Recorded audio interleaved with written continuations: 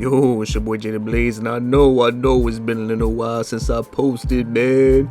Here's what you missed. New logo. Okay, anyway, I know you've been probably playing the Battlefield 6 beta. I'm gonna be doing the same thing, you know. But when that's over and you reluctantly come back to Call of Duty like a father who hates his family, here are the guns you should be using in Warzone for Season 5. First, we've got the new LMG, the PML 556. Haha, JK, that gun fucking sucks. Here's my live first reaction to it. Aight, man. New season, new guns. Come on, give me that new LMG, man. Let me see it. Yeah. Oh. Hold on, man. Something ain't right. This is literally the Bruin. This is the no. This is the Bruin. Did I choose the wrong gun? No, this is the new John. This isn't right.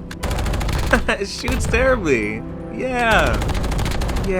This is the Bruin. Let's compare. Yep. That's the Bruin. This is the same gun for let's shoot it. Let's bring it in here. Literally the Bruin. Yay! It's already in the game. But we nice. Maybe it's good. Damn. TTK of that. That's a TTK. That's something, you know. Alright, seriously, let's get to the good stuff.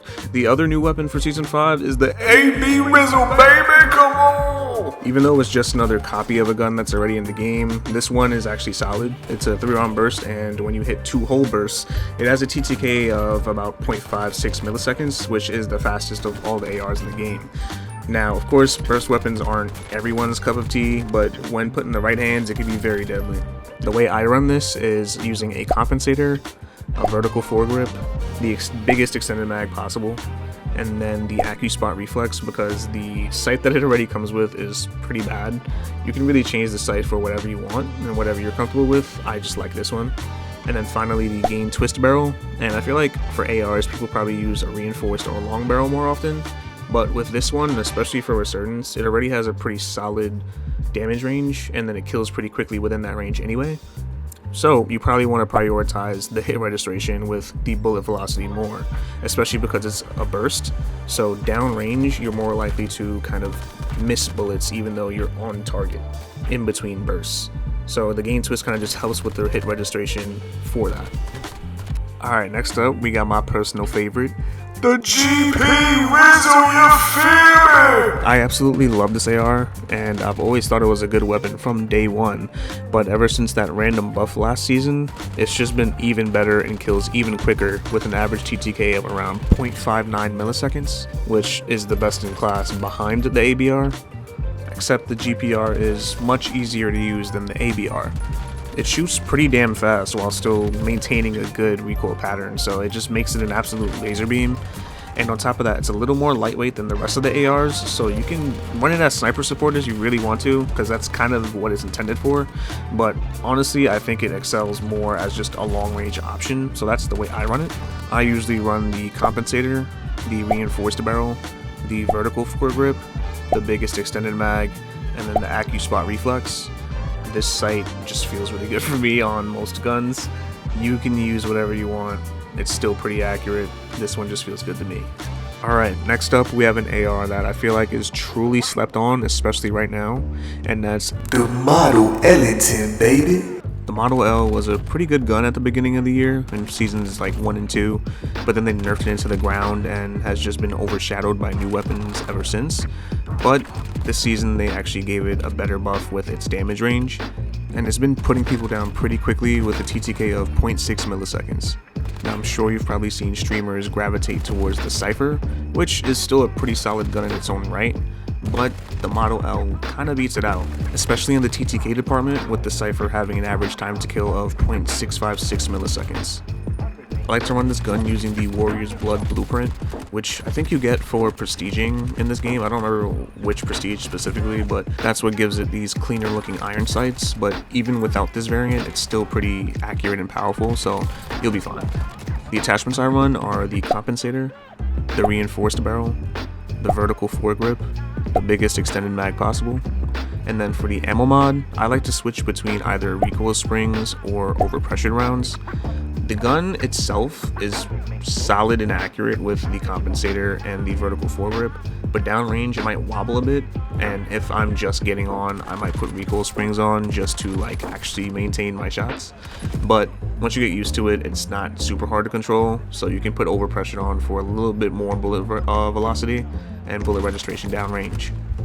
Alright, next weapon on the list recently got a buff, and it's the AS-VAL, baby. This weapon is basically just a big SMG since it's meant to be a sniper support weapon, but with the recent buffs, it's gotten a little more lethal downrange. They increase the damage range itself, and they also increase the benefit that recoil springs gives to this attachment, making it more of a laser beam downrange. If you're not super used to this weapon, it can be a little bouncy, but once you're used to it, and hopefully with the recoil springs buff, it makes it a little easier to use, and since it shoots so fast, it can still kill fast with a TTK of around 0.6 milliseconds. I usually run this with the suppressed reinforced barrel, the vertical foregrip, the biggest extended mag possible, obviously the recoil springs that we mentioned before, and then whatever sight you want, but like I said earlier, I use the AccuSpot reflex for damn near everything, so you can try that out or just use whatever you want. Alright, moving on to the last few weapons, and it's all SMGs, and I'm sure that this one won't be a surprise at all. It's the NC. They actually just nerfed the damage and the damage range on this weapon at the beginning of Season 5, but it's still pretty good. Like, I'd say it's top 3 SMGs easily. It still has around the same TTK of about 0.528 milliseconds.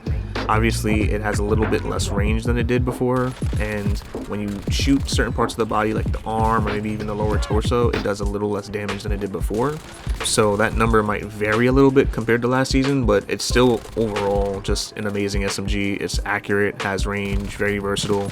It's still just one of the best guns in the game easily. On this gun, I like to use the suppressor, the Ranger foregrip, the long barrel, whatever extended mag you want, usually the biggest one, and then the CQB rear grip. Usually people try to go loud with this gun, probably run like a compensator or something, but this gun really is just extremely accurate. Like, you do not need a compensator, that's just kind of overkill. So I use the suppressor instead so that they don't hear my shots or see them on the map. The Ranger foregrip is there to mainly help with your tactical sprint speed, so you just run around faster with this gun overall. And then the CQB rear grip is there to help with the sprint to fire time, but also the slide to fire and dive to fire time.